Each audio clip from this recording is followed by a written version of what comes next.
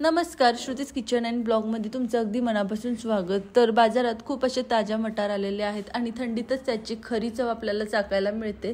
तर याच ताज्या मटारापासून आज आपण खुसखुशीत अशी कचोरी करणार आहोत। चला तर सुरुवात करूया। तर मी इथे 2 कप मैदा घेतलेला आहे। तर मैदा मी इथे चाळून घेतलेला आहे। तर त्यात मी इथे आता अर्धा चमचा मीठ घालत आहे आणि 1/4 म्हणजेच पाव चमचा मी इथे बेकिंग सोडा घालत आहे। तर लक्षात ठेवा, बेकिंग सोडा घालायचा आहे, बेकिंग पावडर नाही। तर आता आपण हे मिक्स करून घेणार आहोत सर्व। आणि त्यात मी इथे आता पाव कप तेल घातलेलं आहे। तर तेल मी हे रूम टेम्परेचर वरतीच घातलेलं आहे, तुम्ही तेलाऐवजी तूप घातलात तरीही चालेल। तर आता आपण हे सर्व परत मिक्स करून घेऊयात। तर तेलाने आपले कचोरी छान खुसखुशीत होतात आणि ते जास्त तेलही ओढून घेत नाहीत। तर हे पहा, तर सर्व तेल आपण पिठाला व्यवस्थित लावून घ्यायचं आहे। तर तेल आपलं व्यवस्थित प्रमाणात पडलं आहे की नाही हे कसं ओळखायचं? तर जेव्हा आपण पिठाचा आपला असा मुटका तयार होतो तो समजायचं की आपलं तेलाचं प्रमाण अगदी परफेक्ट आहे। तर हे पहा, आता आपण ह्यात थोडं थोडं पाणी ॲड करत पीठ मळून घेणार आहोत। तर पाणी मी इथे थोडं थोडं लागेल तसं घालत आहे। तर कन्सिस्टन्सी आपल्याला मीडियम ठेवायची आहे, जास्त सैलही नाही ठेवायचं आणि जास्त घट्टही नाही मळायचं। तर नॉर्मली मीडियम कन्सिस्टन्सी आपण इथे ठेवणार आहोत, म्हणजे थोडंसं मऊ असायला हवं। तर हे पहा, अशा प्रकारे मी इथे कणिक मळून घेतलेला आहे। तर आता आपण त्यावर ताट झाकून 10 मिनिटासाठी साईडला ठेवूयात। तर तोपर्यंत आपण इथे सारण तयार करून घेणार आहोत। तर त्यासाठी मी इथे मिक्सरच्या भांड्यात 1 कप मटार घातलेले आहेत, 4 हिरव्या मिरची घातलेल्या आहेत, 1 इंचाचा आलं मी बारीक कट करून घेतलेला आहे आणि 8 ते 10 मी इथे लसूणच्या पाकळ्या घातलेल्या आहेत। तर त्याचप्रमाणे मी इथे अर्धा चमचा मीठ घातलेला आहे। तर आता आपण ह्याचे ओबडधोबड असं मिक्सरमधनं बारीक करून घेणार आहोत। तर अगदी बारीक पूड नाही करून घेतलेला आहे, बघा अशा प्रकारे मी इथे ओबडधोबड करून घेतलेला आहे। तर आता मी इथे पॅनमध्ये 2 मोठे चमचे तेल घातलेलं आहे। त्यात मी इथे 1 चमचा जिरे, 1 चमचा इथे मी ओवा घातलेला आहे, त्याचप्रमाणे पाव चमचा मी इथे हिंग घातलेला आहे, 1 चमचा बडीशेप घालायचा आहे, 1 चमचा मी इथे धणे घातलेले आहे, ते पण मी ओबडधोबड क्रश करून घेतलेलं होतं आणि 1 मीडियम आकाराचा कांदा मी इथे घातलेला आहे बारीक चिरून। तर आता आपण हे सर्व लो फ्लेमवर मिक्स करून घेणार आहोत। तर कांदा थोडंसं गोल्डन होईपर्यंत आपल्याला लो फ्लेमवर परतायचं आहे। तर तुम्हाला नको असेल तर तुम्ही कांदा स्किप केलात तरी चालेल, पण त्या कांद्याने खूप छान टेस्ट येते।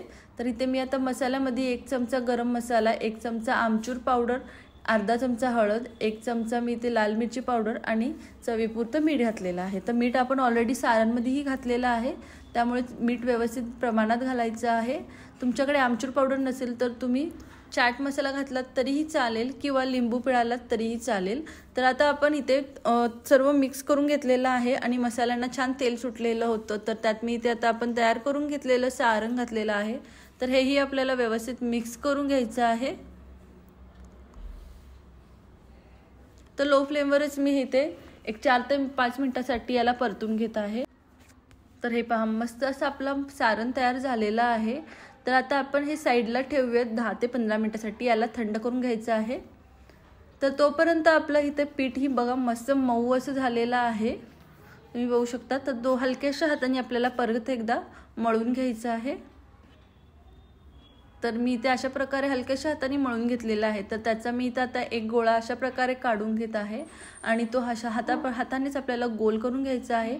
आणि जसं आपण नेहमी पुरणपोळी तयार करतो तर त्याचप्रमाणे आपल्याला त्याचे अशा प्रकारे गोल करून त्याच्यामध्ये सारण घालायचं आहे। तर एक्स्ट्राचा भाग तुम्ही काढूनही टाकू शकता किंवा त्यालाच तुम्ही इथे अशा प्रकारे दाबू शकता। तर व्हिडिओमध्ये मी तुम्हाला दाखवत आहे त्याचप्रमाणे आपल्याला इथे करायचं आहे। तर हे पहा, अगदी हलक्याशा हाताने आपल्याला ते दाबायचं आहे।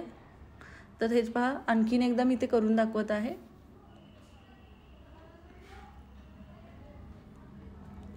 तर मी इथे हाताच्या साहाय्यानेच दाबत आहे, हलक्याशा हाताने आपल्याला दाबायचं आहे, अगदी खूप चपटेही नाही करायचे।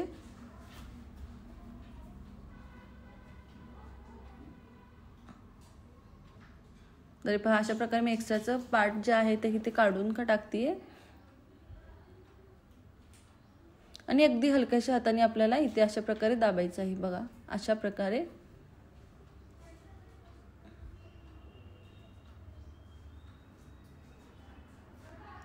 तर अशाच प्रकारे मी इथे सर्व कचोरी तयार करून घेतलेली आहेत। तर स्टार्टिंगला आपल्याला जितके तेलात सोडायचे आहेत तेवढेच करून घ्यायचे आहेत आणि मी इथे आता तेल गरम करून घेतलेलं आहे. तर तेल अगदी जास्तही नाही गरम करून घ्यायचं, आपल्याला थोडंसं मीडियम तेल आपलं गरम करून घ्यायचं आहे. लो फ्लेमवरच आपण हे तळून घेणार आहोत. तर इथे मी आता अशा प्रकारे सर्व कचोरी तेलात सोडून घेत आहे. ते पहा, अशा प्रकारे मी सर्व कचोरी सोडून घेतलेली आहे आणि लो फ्लेमवर आपल्याला हे तळून घ्यायचे आहेत. तर साधारण 5 मिनिटांनंतर हलकासा गोल्डन कलर आलेला आहे त्याला.